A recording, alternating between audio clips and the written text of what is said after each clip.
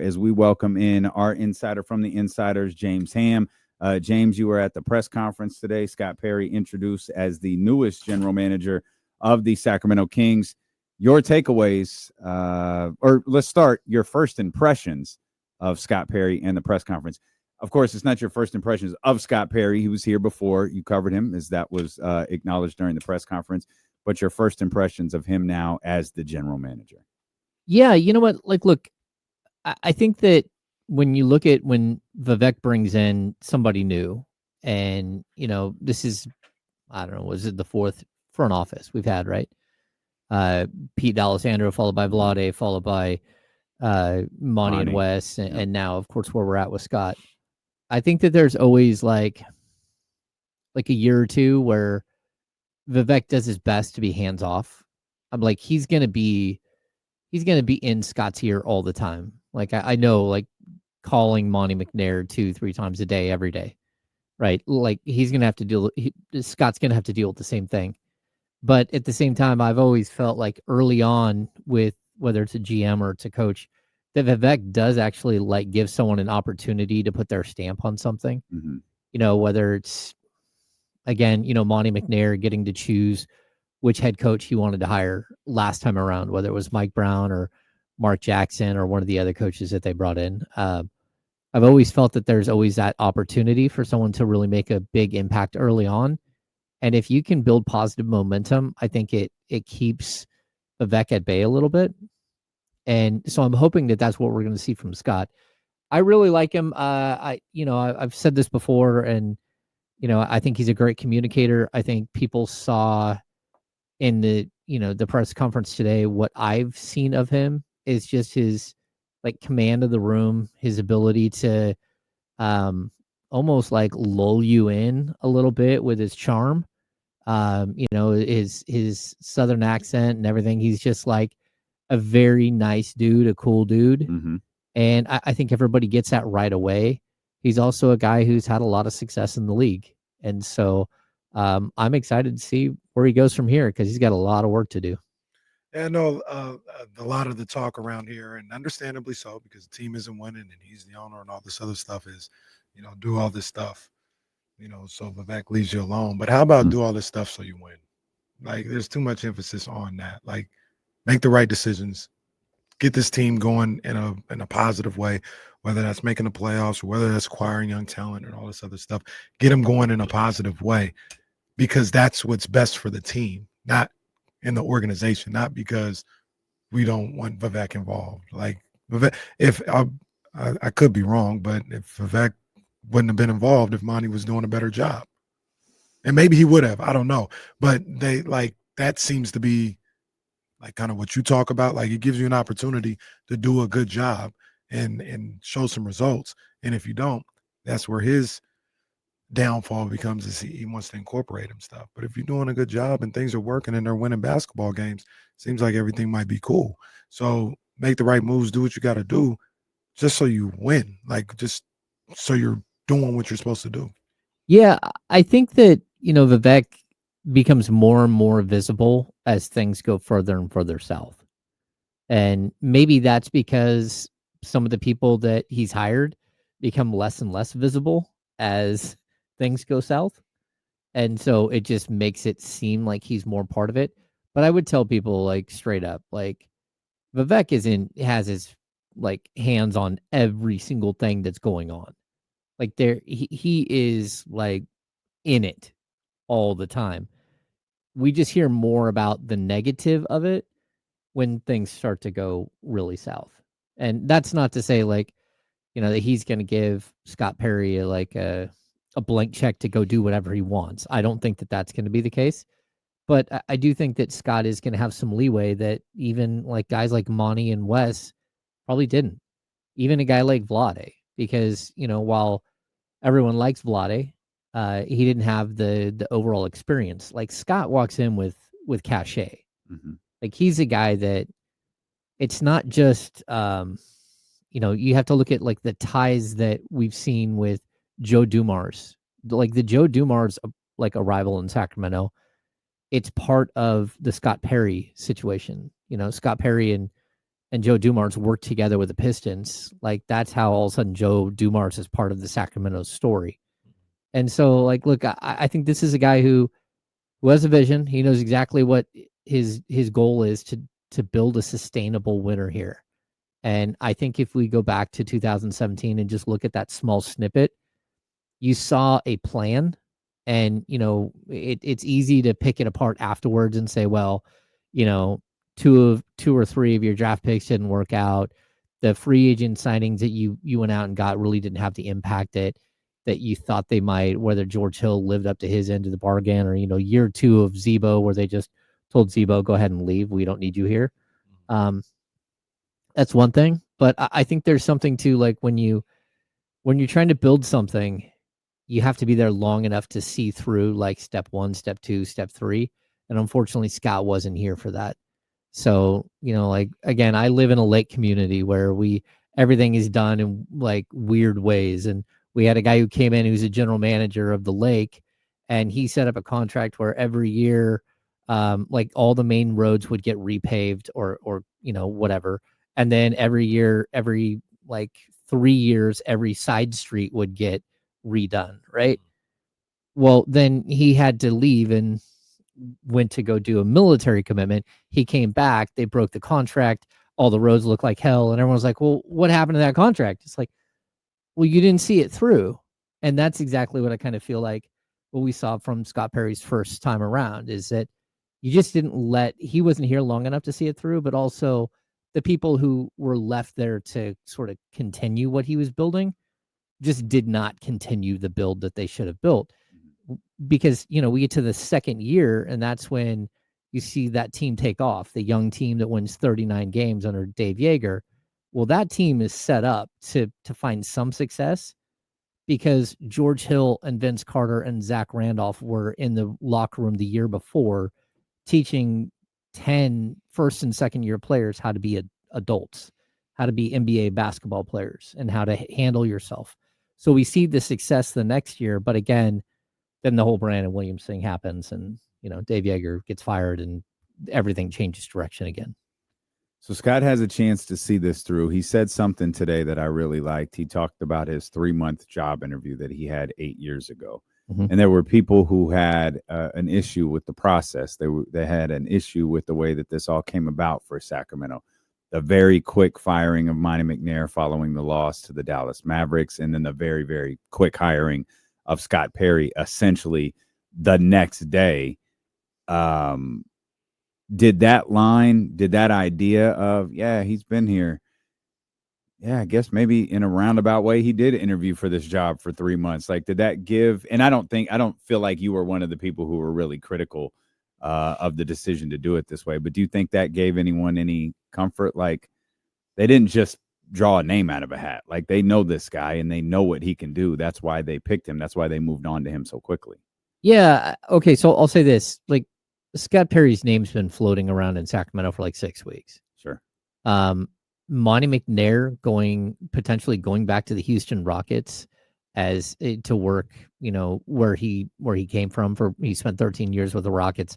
His family's there, wife's family, all that stuff. Like, that's been around for weeks and weeks. So while we see this weird moment where, again, I'm in the locker room when Monty McNair gets fired, and then the next morning you wake up and, on the way to work, I'm confirming while I'm driving that Scott Perry is the new general manager. All of this stuff happened so quickly. Realistically, it didn't. This was the plan. So there was no, they lost that game, and so Monty's out. No, Monty was out the whole time. He was just fired really quickly because of the way they lost the game. You don't even get to sleep on it. We just lost by 20. You're fired. Yeah. Well, I mean, they were just waiting for the final bell. Sure. And, I think everyone knew, like, even if they made the playoffs and just got worked over, like what we're seeing from Memphis right now. Yeah. Like, if that was the case, still Monty, I believe, would have been out. I think so too. Now, part of this is that, they needed a new change, and, there's a reason why Wes Wilcox left early. Mm-hmm. But I think part of it is also too that I don't know that Monty wanted to continue doing this. Like, I think he felt handcuffed by, like, what happened here at the end. Like, I do not believe that firing Mike Brown was ultimately his decision. I don't believe that trading De'Aaron Fox was his decision 100%. I don't believe that Zach LaVine arriving in Sacramento was Monty McNair's decision 100%. And so when you get to that point where it's like, hey, you keep tacking things on my resume that I don't think I want on my resume, it gets a little dark. And so I mean, I don't think Monty didn't take like the early exit like West did, but I certainly think he felt like he probably could have, like just the way this thing was unwinding quickly.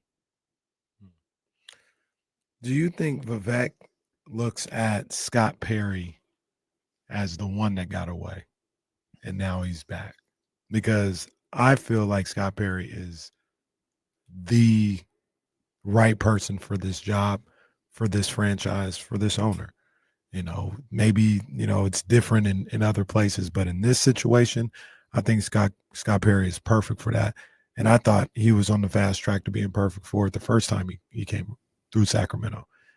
Do you think one of the reasons why they zeroed in on him relatively quickly when they realized they were going to move on from Monty McNair is because Vivek and maybe even Vlade look at Scott as the one that got away and they got an opportunity to get him back now?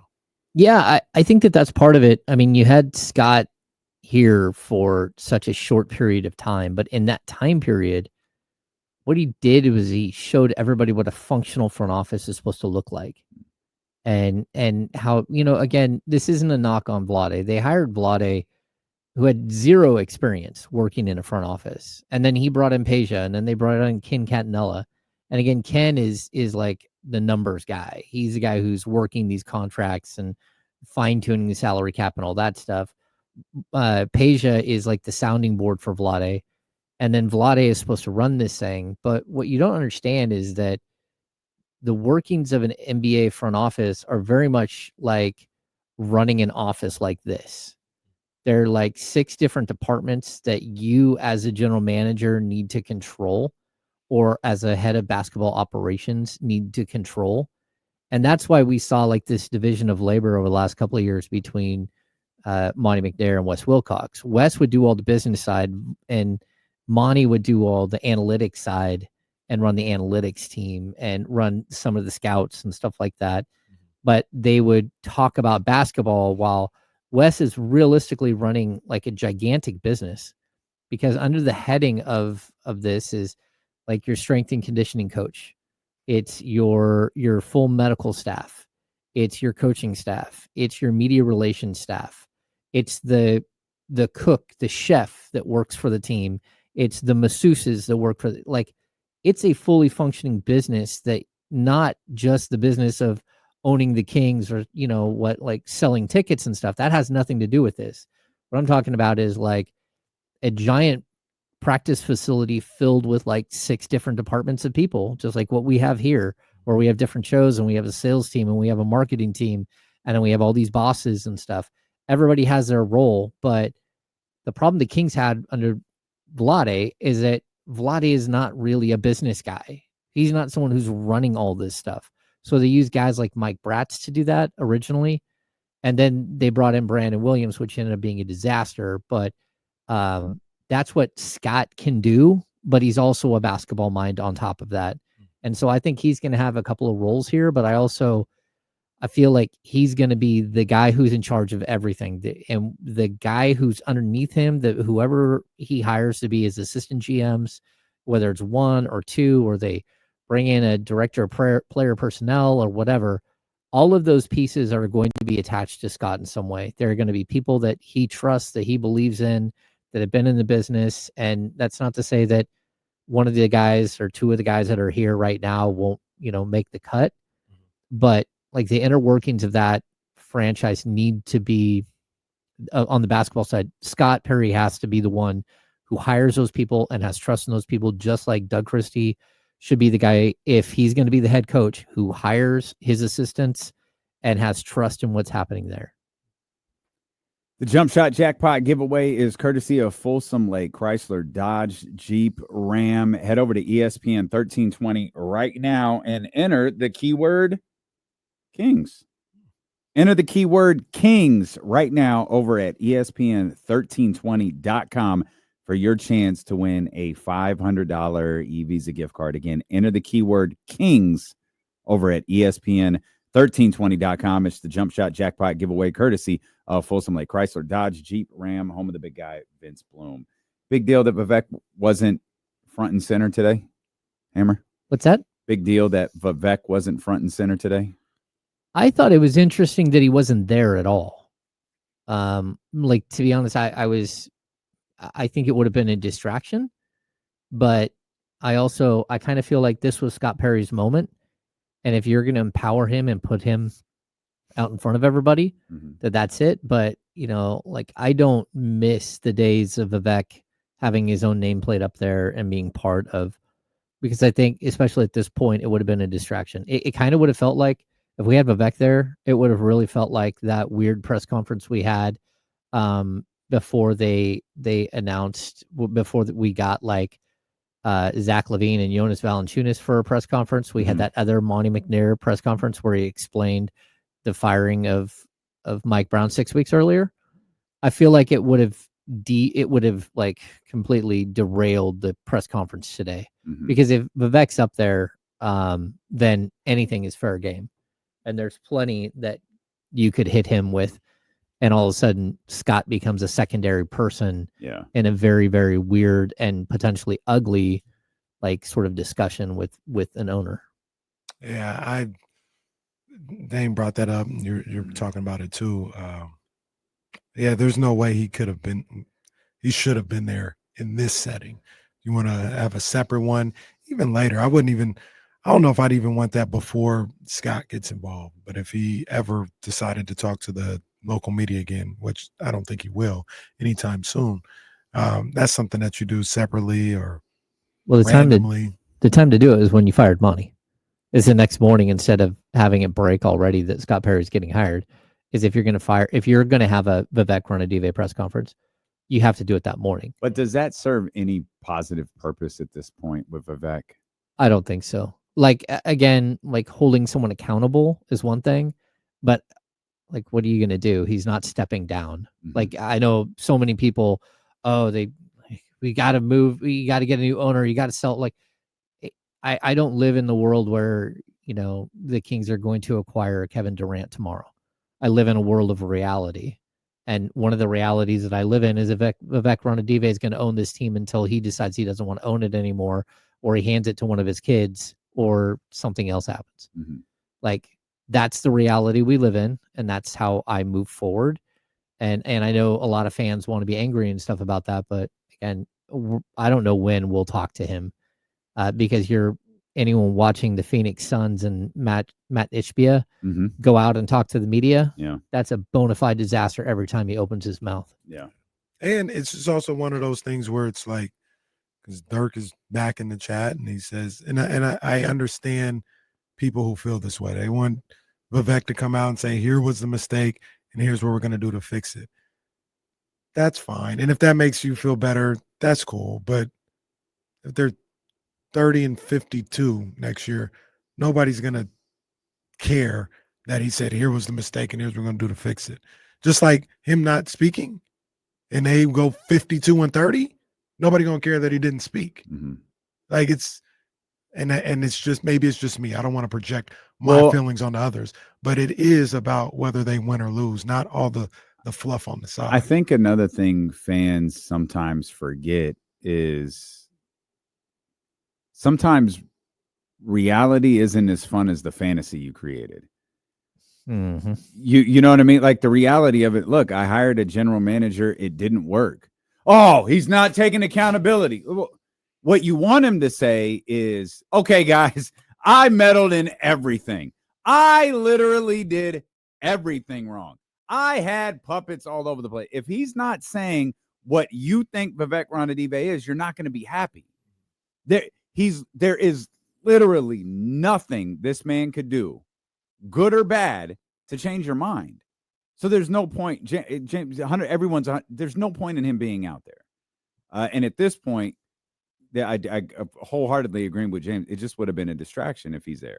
Now, if he's, on the side and Scott comes walking down, the 4 little stairs and shakes Vivek's hand, and they walk off into a room together. Couple of pictures, and then he walks off. Maybe there's a little something for Sean and Jake and Matt, and you get your, get the shot for the Kings beat, and you keep it moving. But I don't know if people would even be happy. Oh, why didn't he talk? Like, he couldn't win. Well, so why bother? That, and I think everybody knows, like, when he has talked, it usually does not work out the way that anyone hoped that it would. Which is why he stopped talking. That goddamn Sam Amick. Well, maybe that, but even Sam Amick, to his text, he pissed off a lot of people with that article.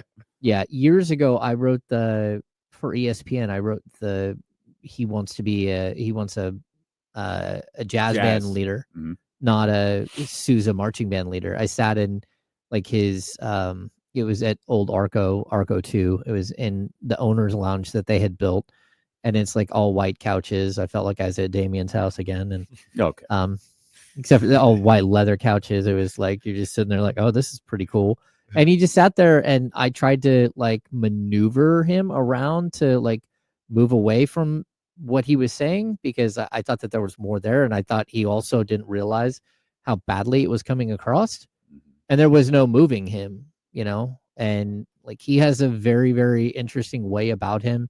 He's very, very intelligent, but he also like he ends up like sort of getting himself in a little bit of trouble. And, I've talked about this before. Years ago, we had this moment where I was standing watching Summer League basketball, and it was me and John Santiago, my old partner at Cowbell Kingdom. And Vivek and Mark Masteroff came up and stood behind us, and we're like, hey, how's it going, guys? And they're good. And Vivek said, hey, he tapped us on the shoulder and was like, what did you guys think of the Darren Collison signing? And I'm like, I kind of look down. I'm like, how should we approach this? Mm-hmm. And John turns around and goes, oh, that was horrible. And he goes, what do you mean? He goes, well, you should have just signed Isaiah Thomas. He goes, oh, Isaiah is not a starting point guard in the NBA. And I turned around and said, well, he was for your team. Like, what do you mean he's not a starting point guard? He goes, well, we were worried we were going to spend all that money on a guy who'd be a bench player. And it was like, okay, well, what about last season when you signed Carl Landry, a bench player, to a 3-year, $24 million deal to come off the bench? And then he's got nothing. But he was so caught off guard that we were not on board with the signing that he was like shook. And it was just this realization that a lot of people around him just like feed him a bunch of stuff that they want him to believe, but then also like there is not maybe someone keeping a reality check happening behind the scenes where not everyone will view every transaction that you do as something that's positive. And it was just, he was like blown away. You could see like the confusion, like, no, like I did something good. It's like, I think I even said, well, realistically, you had enough salary cap space. You could have just signed them both and let them compete and show you who's a starting point guard. How about that? And it was like this really, really strange moment where it was like, okay, first of all, you're being led astray by people who don't know basketball well enough at all to be making these decisions. Like I don't have enough disdain for, the levels of disdain for Pete D'Alessandro that I have. Yeah. It's funny you say that because you tell that story and all that I hear is this is everything Pete told him. Yep. But Vivek isn't sitting there saying, you know what, I don't know that much about basketball. And be like, Isaiah's not a starting point guard. He's a damn pizza guy. He's averaging 20 points per game in your arena. 20-7. He probably thinks he's great. And this guy, Pete D'Alessandro, the basketball guy, comes in there and says, yeah, it's all cute. That's not a starting point guard. You know what the most amazing, this is what people think about Sacramento.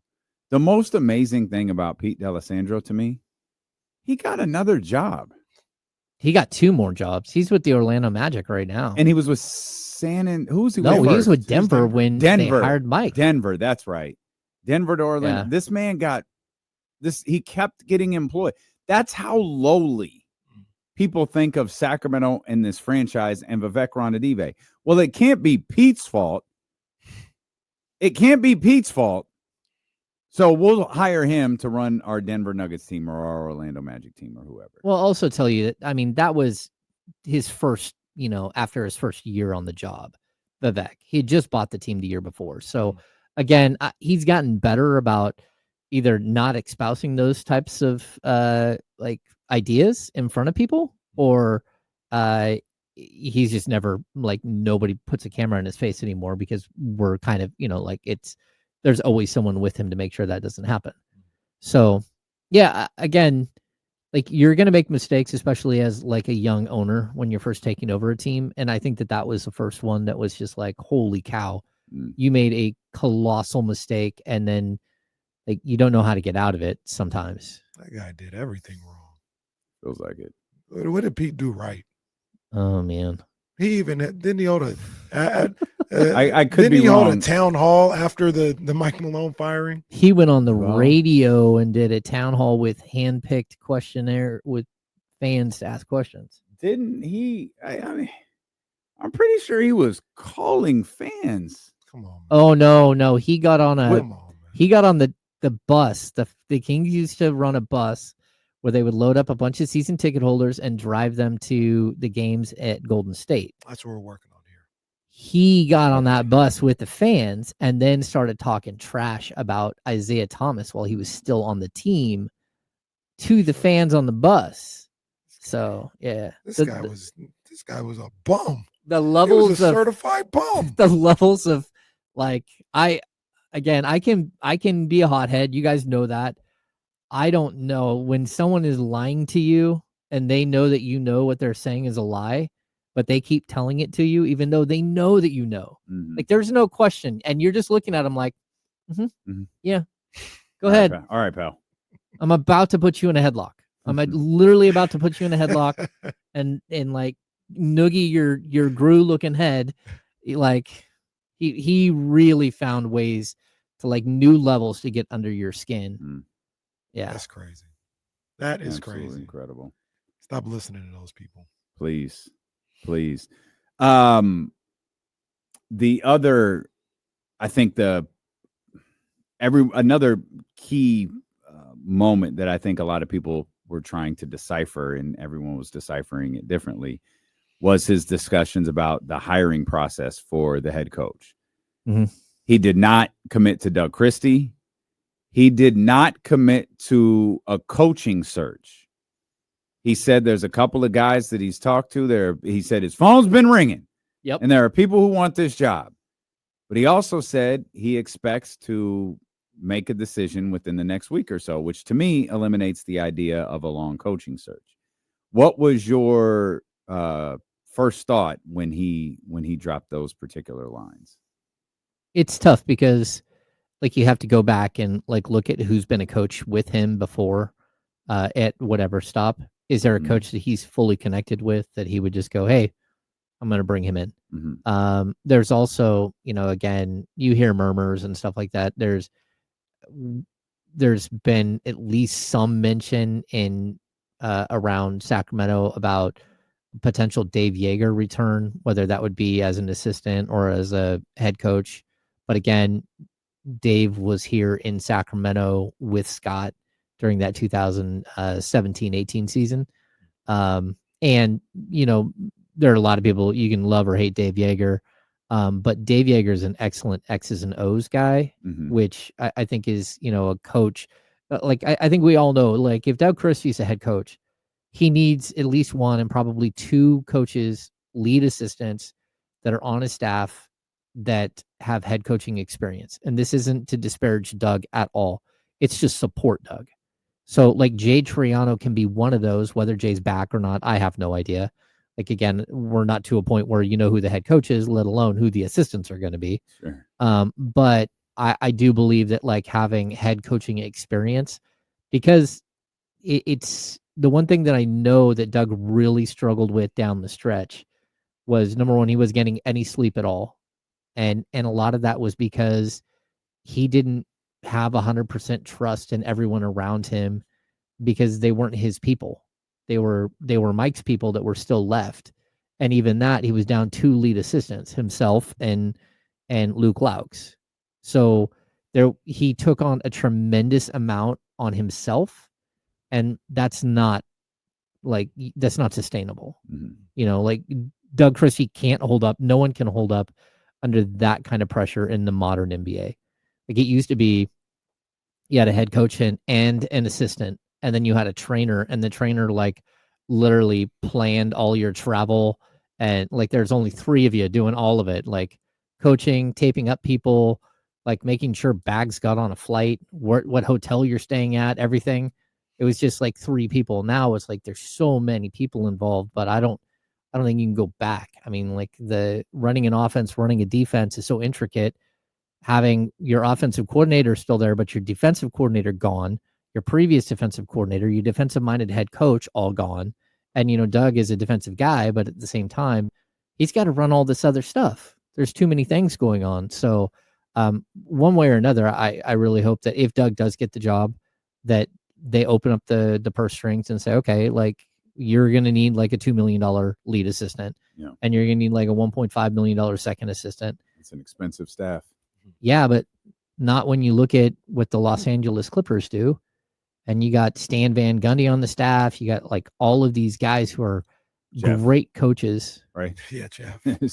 Stan's calling the game. Oh, yeah. My bad. Jeff Van Gundy. I got you. Yeah. Yeah, but look at the rest of the coaching staff that they have. Not only is Ty Lue making $15 million a year, which Doug Christie's not going to make, but on top of that, there are all of these really high-priced assistant coaches. And, Terry Stotts is Steve Kerr's lead assistant in Golden State.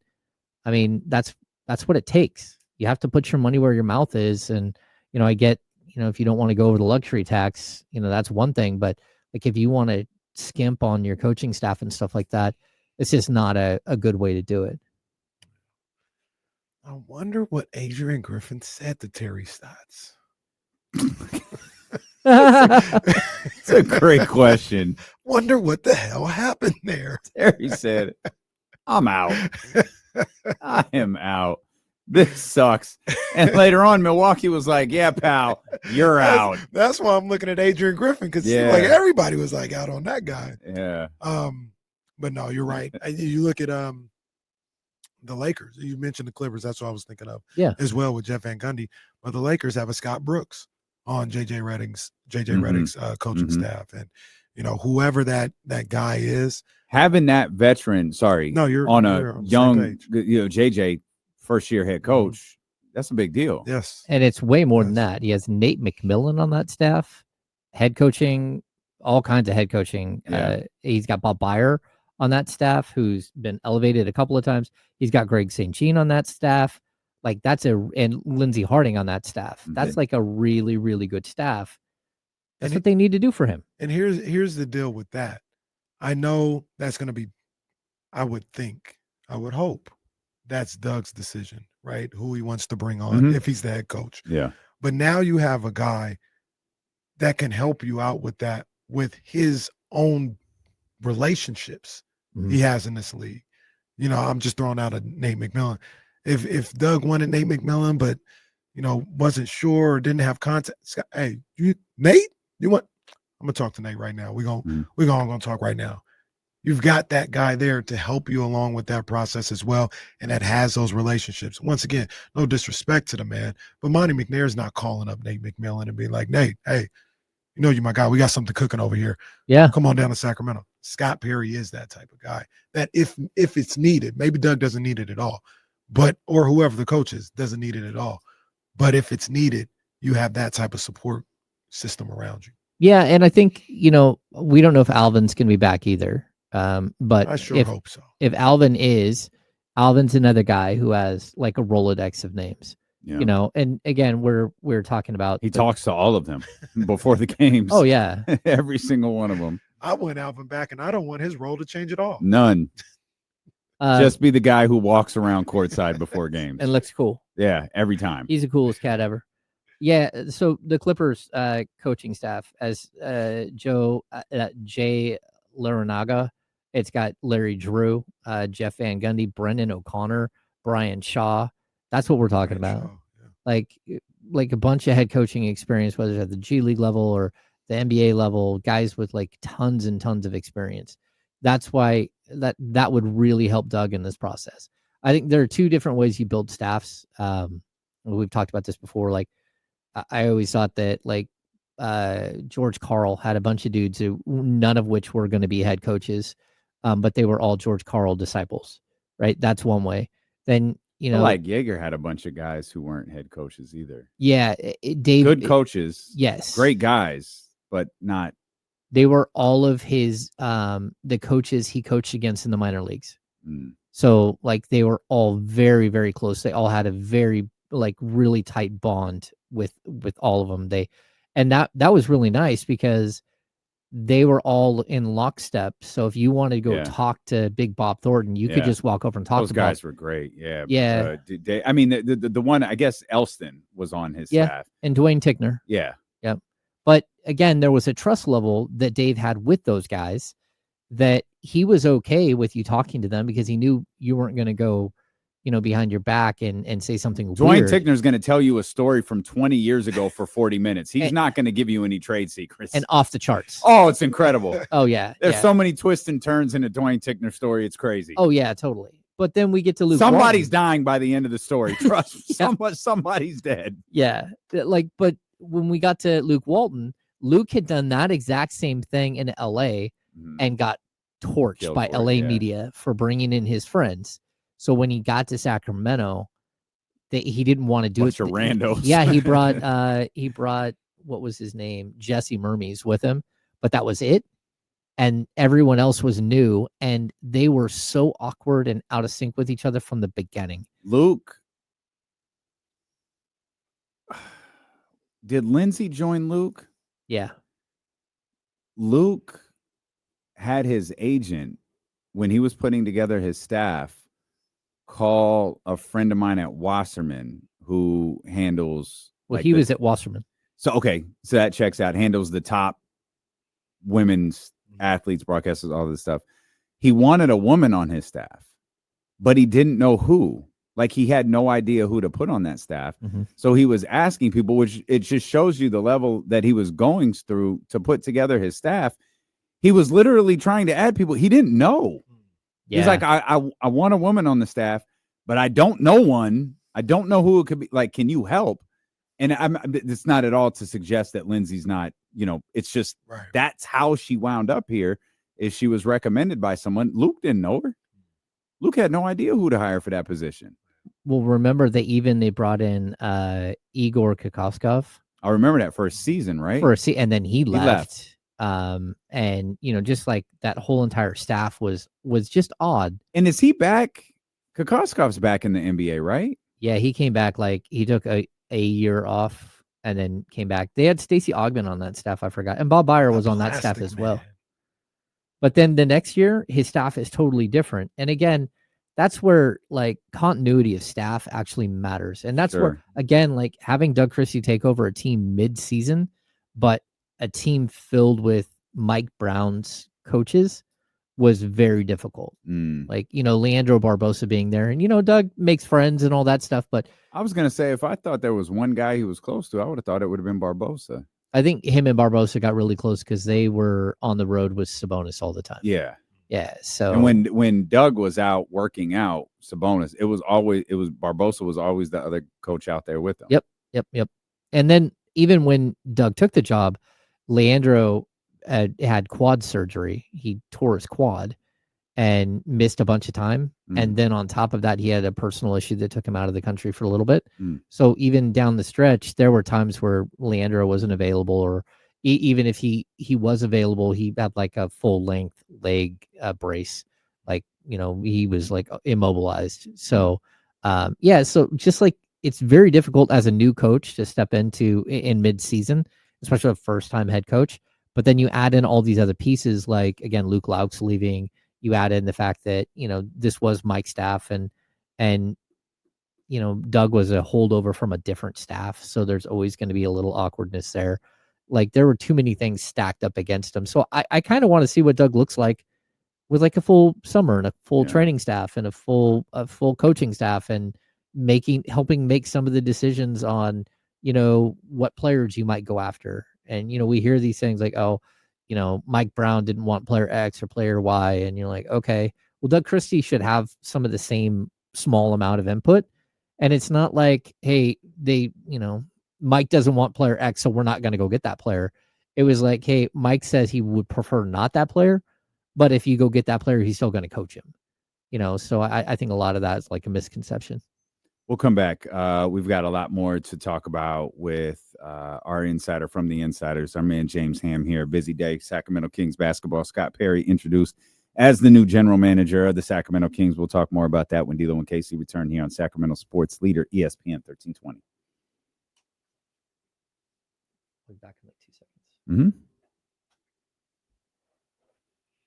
I'm going to pull up who the next year's staff was. With Luke. That was such a mess. Oh, that's when Rico came in. That's when Alvin, they brought Alvin in, Rex Galamian. Like his whole entire staff is different. Here's him.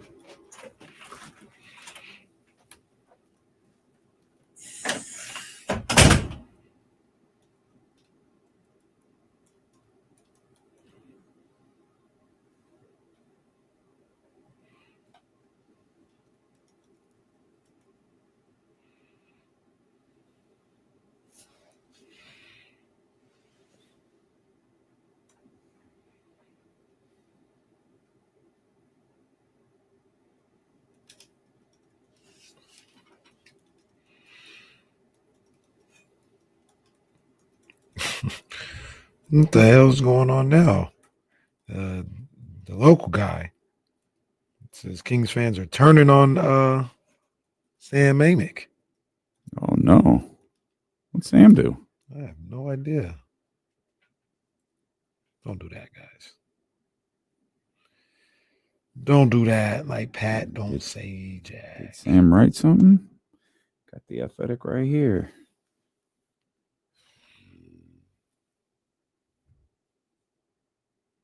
I see Sam was writing about Luka. Oh, this might be old. Stand by.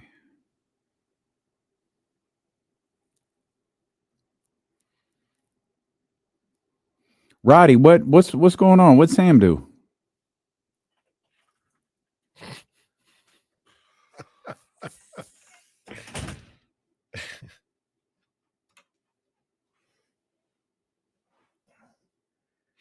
We have all these new people with the new office opening up. Oh, yeah, it's trash. Oh I totally agree. Every Your time you stupid ass out of barely here. parking here. I damn near got to park at Kaiser. that was the other thing. You pull in the parking lot. It was like that at early this morning. I'm like, what in the world? Absolutely ridiculous. Now there's always someone in the bathroom. Or Yeah, there really is.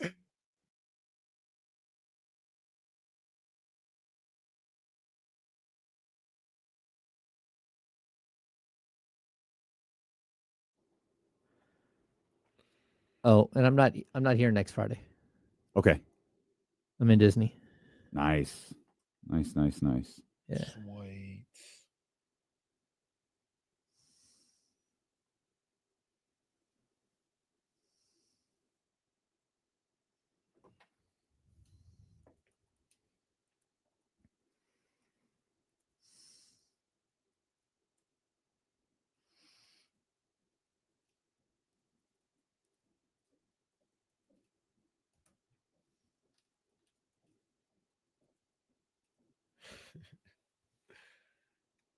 Michael Irvin meme.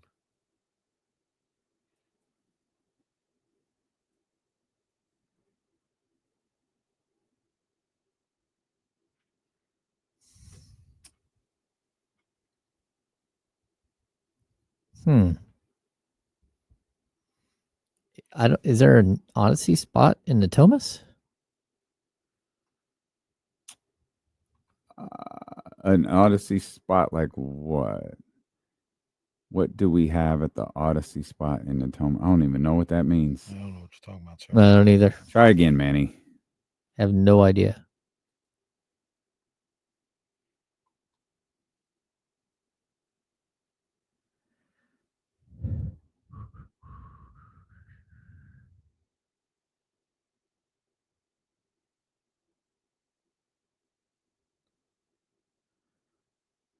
No, Derek, like Jordan McLaughlin wasn't part of the plan.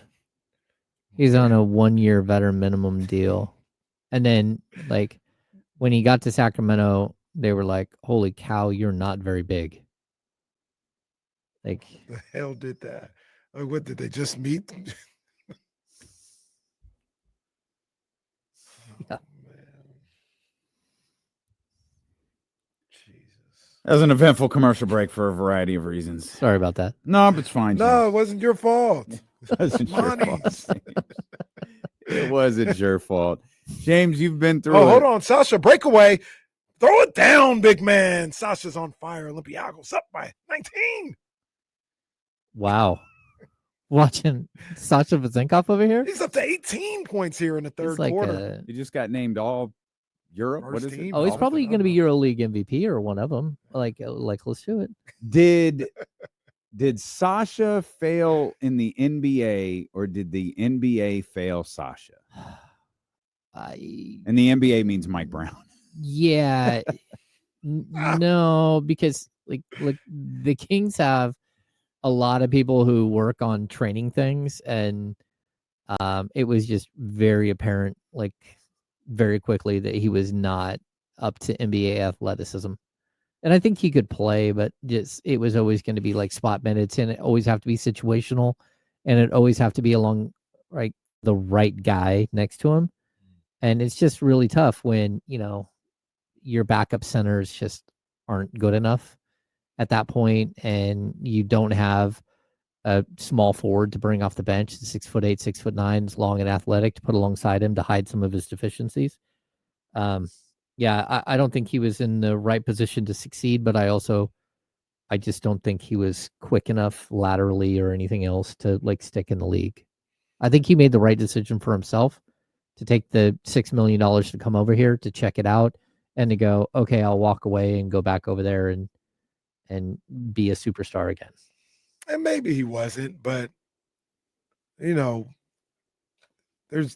don't want to say there's people like Sasha all over the league on winning teams right now, but not everybody is Jaden McDaniels, right? No. Like there are guys out there that, use their IQ and use their ability to think the game to survive. And I just feel like we never got an opportunity to see if Sasha was one of those guys. Yeah, and I know he was listed at 6'9". He was 6'6.5". That's what I was told. Like in actuality, he was 6'6.5". What I would compare, like if anyone watches European soccer, like there are players who like get to the EPL league that were superstars in a previous league and cannot do anything at all at the EPL level. They're just not good enough. And you're like, wow, how come he can score 25 goals for his previous team and then he gets here and like he has a tough time scoring 2 on the season? Mm-hmm. It's like, okay, well, because he only has a left foot, he can't go to his right at all. And at the EPL level, you've got to have at least, some skill with both feet. And you're like, oh, wow, that I don't understand how he could have made it to this level. So I think with Sasha, like, again, I don't think he was ever going to be a 25-minute per game guy in the league. Like, he's not like a Mirotic or name that European guy or like even a Davis Bertans. Bertans at least was 6'9" and, shoot over the top of people. So, James, I was going to say, as we're coming back, you've been through a number of these, be it front office, coaching, whatever, shadowy figure lurking in the darkness. Could it be different this time? Could Scott Perry be the one to maybe not I know some people want a complete tear down, blow this whole thing up. Could Scott be the one who just finds a way to fine tune this thing, clean it up a little bit, put a cohesive roster out there? And he said all of the buzzwords when talking about what the roster needs. He said point guard.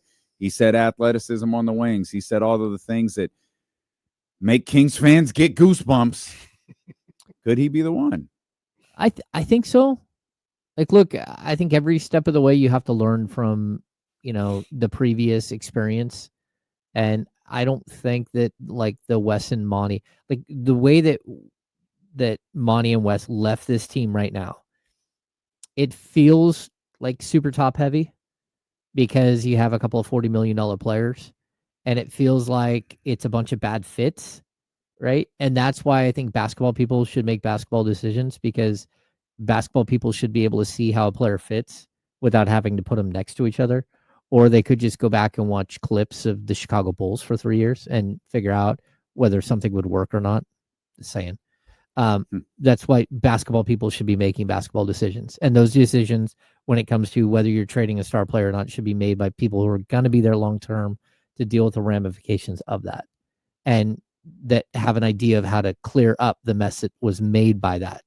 And so when we hear Scott Perry say, yeah, we need a point guard, you need a point guard because somebody allowed guys that were short-termers who are literally leaving in like 8 weeks. You let them trade your best player and your star point guard, you know? And so these are things where like he's up against it a little bit when it comes to like the roster construction and whether he can move pieces or not. But I would say the one good thing is if you give him enough leeway, this next year he might be setting up what will be next, because you know you're going to start having all of your picks, you're going to start having all of this draft capital that you can play with, that you can go out and try to acquire players with, or that you can draft players with, and you're in a better position again when Zach LaVine has 1 year and $49 million left on his contract than you are when he's got 2 years and $95 million. And so we're going to see this thing move along pretty quickly, where if there is a problem with the roster construction, 2 of those pieces, the big pieces, fall off the board within 2 years in DeMar DeRozan and Zach LaVine. And then you got to figure out what's next, right? So I think that it feels like a weird position to be in, but it's also not the worst starting point. You have a team that all of us here thought would win 50 games this year, or would come close to 50. We all thought it. Mm-hmm. So sure, you have the Fox and Levine swap out, but outside of that, I think it's, you know, there are some tweaks that could be made that make this team really good again. It's just, can you pull those off? Those basketball people probably would have traded for Luke Kennard and had draft provisions on him for 5 years.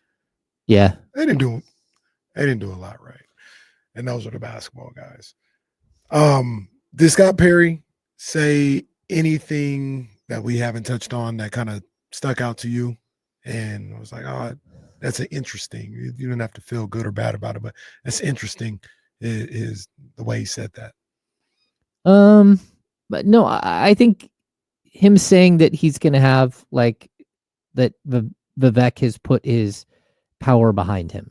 I think that, you know, like he will have the whatever resources he needs to make decisions, right? I think that's big. I think, like, if anything that I take away from today is that Scott Perry is still the same dude that I met 8 years ago, who like quickly made an impression. And I think today was a day where he allowed everyone else who didn't get like really up close and personal conversations with him before, everyone in Kingsland just goes, huh, this guy's different. Like he's on top of things. He knows what he's talking about. He's got ties everywhere in the league. Yeah, but besides that, I think, you know, he was as honest as he could be about the roster. He was as honest. I mean, the Zach LaVine situation where he basically said Zach LaVine is probably a third option. Okay, that's fine. You can say that, but he's your second option or he's your first option. So how do you work around that? If you're the GM, how do you change that? And so that puts a weird dynamic, but he said he talked to Zach already and that he stands behind everything he says. And we played the clip. Like he did. It's not like he called him a bitch. Like, no, like it's not like he even said he's a bad basketball player. He said he hadn't done a lot of winning. Now, whether that's fair to Zach LaVine or not, it's going to be part of Zach LaVine's story. Again, that might not be entirely fair, but it is. And then he said, he's probably better served as a third option or something like that. Yeah. And again, it's not that egregious. It's not something you can't. I don't want to say something you can't walk back. It's not like it's something you can't explain. Like you could. I feel like if I said that about Zach LaVine on this show and he said, hey, what the hell was that you told KC the other day? I feel like I could explain it and it wouldn't be a big deal. No, I don't have the respect that Scott Perry has, so I still think I could pull it off. I think it sounds similar to things that I've said about Zach LaVine as well. Well, future general manager James Ham. No, I mean, there's a point in like you can't hide from an 11-year career. Like, and we can say, well, did he have the team or any of that stuff? You can say all that, but at the same time, did he or did he not make the playoffs multiple times? How many playoff appearances does he have? So I'm going to get you back with something I don't think you're going to like. Okay. The focal point of that, I think the main thing in that was like, how does Zach LaVine affect winning? Can't you ask the same question about Domantas Sabonis? Well, Domantas Sabonis has been in the playoffs 4 times. Like, yeah, you can ask the same question about Domas, but again, he just had a 7-game series with the Golden State Warriors. His best numbers have been in Sacramento, no? Well, I mean, his it's numbers better than Indiana. Well, yeah, which isn't saying much. But his numbers are consistent, like across the board. You mean regular season? Well, yeah, I mean, yeah. I mean, his numbers are good. I'm not suggesting his numbers are bad. What I'm saying is, I think he's put up his best numbers as a Sacramento King, and he went to the playoffs one time. Well, no, he went to the playoffs one time in Sacramento. That's what I'm talking about. Yeah, but he also went to the playoffs once in OKC. He went to the playoffs twice in Indiana. I'm not giving him credit for OKC ain't got nothing. I'm not giving nothing to do with him. But it's not like. But is it because did they go to the playoffs because Domantas Sabonis was on the team? I don't know. I mean, we can ask the same exact question about Zach LaVine. The one year he made the playoffs with Minnesota. No, absolutely. That's my point. Yeah, I feel like you could have a similar conversation with both players. Well, yeah, but I mean, there's a big difference between an 11-year career where you made the playoffs once and an 8-year career where you made the playoffs 4 times, or 9-year career where you made the playoffs 4 times. Now, did Domas perform well in the play-in game? No, he was absolutely horrible. I'm not going to say Domas had a good playoff game, but I think that might be one of those pieces that Scott Perry kind of slipped in there today, where he said very specifically, it's his job to put the pieces, and it was part of the Zach LaVine discussion. Mm-hmm.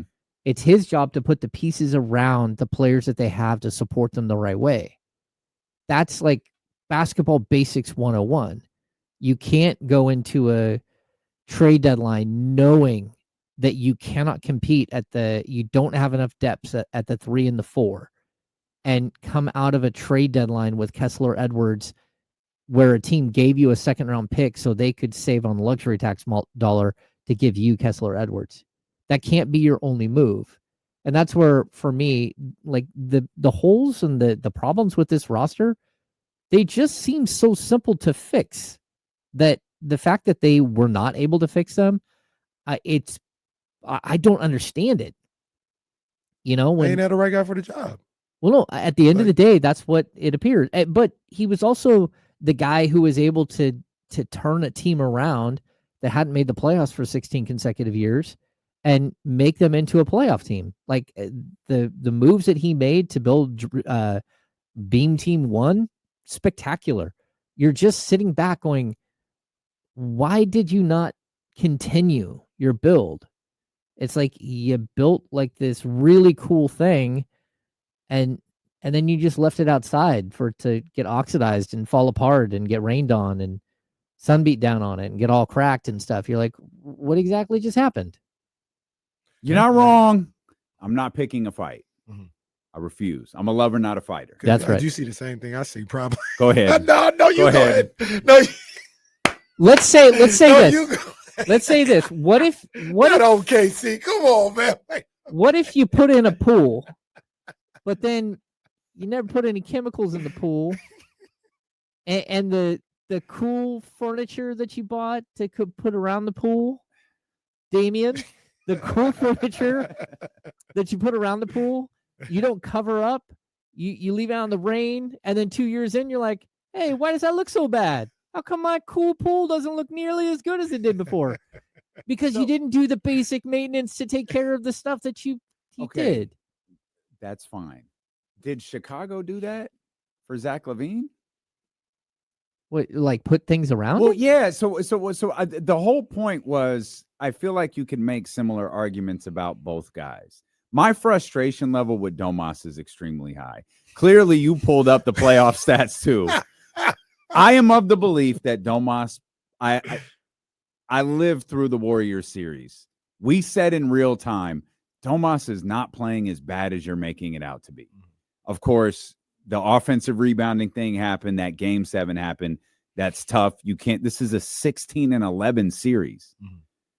When you look at the rest of this man's playoff series, they're not good at all. And he completely different position in Oklahoma City.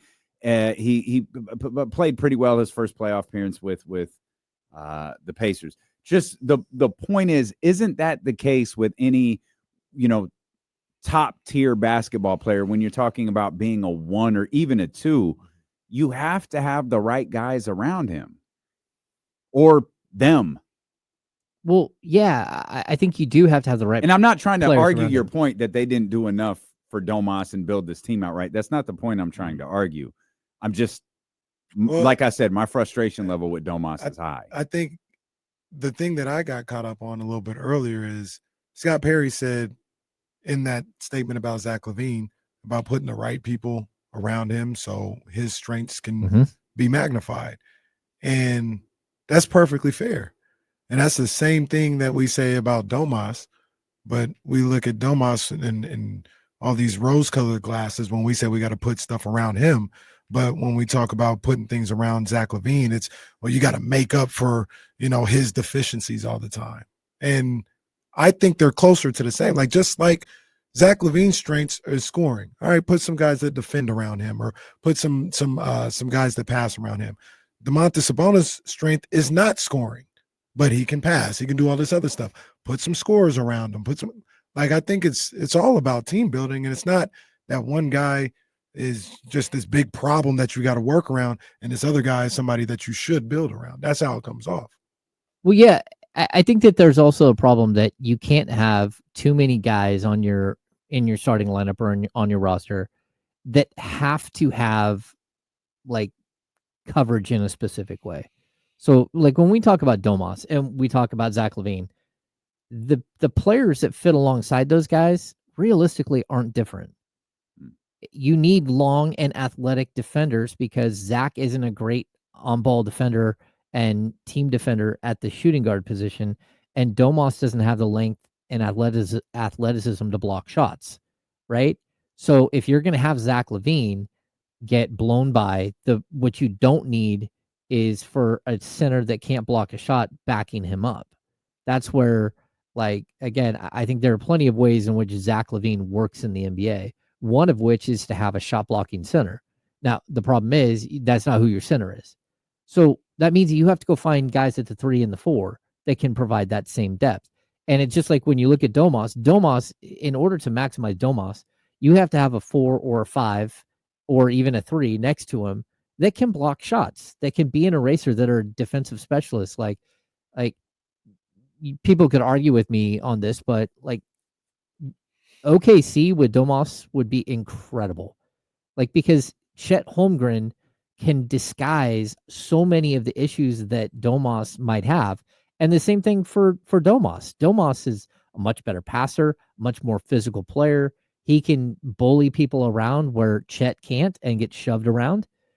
There's a way in which you can just add a complementary piece, whether it's a 5-star complementary piece or a 3-star complementary piece. When we talk about how would James fix the Kings, I'm not sitting here saying, hey, the best way to fix the Kings is to go get Kevin Durant and then get Paul George. I'm not saying go get these elite spectacular. Well, not anymore, but you know what I mean? It's not to go get, a 5-star recruit. I say weird things like, go get me Bobby Portis. Mason Plumlee. Well, Mason Plumlee to back up Domantas because he can pass. But again, Bobby Portis, we watched him the other night. What, he hit 6 threes?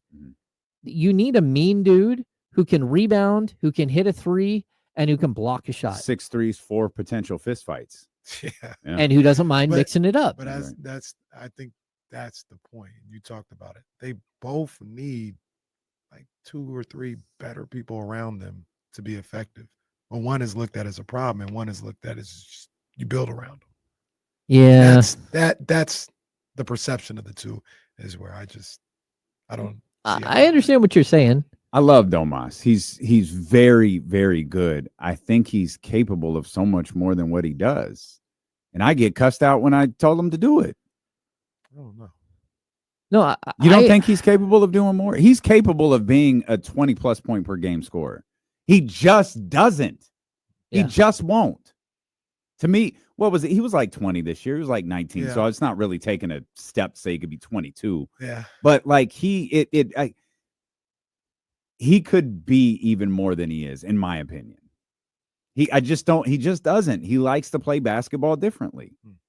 And there are times with the Kings where it feels like that's brilliant. And then there's time for the Kings. Man, score. Like, you do it. Stop waiting for someone else. You do it. And he doesn't. He's going to make that extra pass to Keegan so Keegan can miss another 3. Sorry, Keegan. That was uncalled for. I apologize. I get what you're saying. Wrong. I also think part of his job is to do that. No, it is. It is. Yeah. It is. He is a facilitator. Like I get that. But he's a facilitator. Like we wondered, is Tyrese capable of scoring? We wondered that. Mm-hmm. And I mean, obviously he can. It's never going to be his number one priority ever. Domas can do it. He does it every game. He does it and the crazy thing is he'll score 19 on what? 9 of 11? You can't shoot 4 more times and get to like 24, 25? No. And maybe it wouldn't matter. Maybe it wouldn't matter. I just feel like you got a 25 and 13. He's got to come from that jump shot. I also look. I don't think that they've built that team for him to be that player. And that's the other thing. Like, go back. Is that how Scott Perry will build this team? Well, yeah, but even go back early in the season when Domas was averaging 21, 22 a game, that changed dramatically throughout the season. As again, you lost more and more shots to guys like DeMar, and then you bring in a guy like Zach, and you start losing shots. So I don't know. It's tough. I don't either. We always talk about there's only one ball, and you put Domas in a starting lineup with 4 other offensive players, and his offensive production goes down. You can't question that. You know exactly why it's going down. It's going down because there's so many guys shooting the ball in the starting lineup. Work on this game. Yeah, you got to expose in that Dallas game.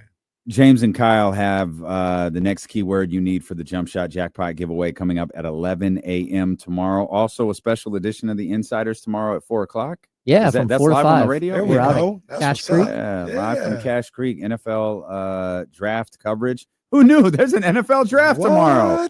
There's rumblings too. Rumblings. Oh, 49ers rumblings. Can't wait to cover that tomorrow. Mm. Beginning with the Insiders, 10 a.m. right here, Sacramento Sports Leader, ESPN 1320. Vamos, Scott Perry.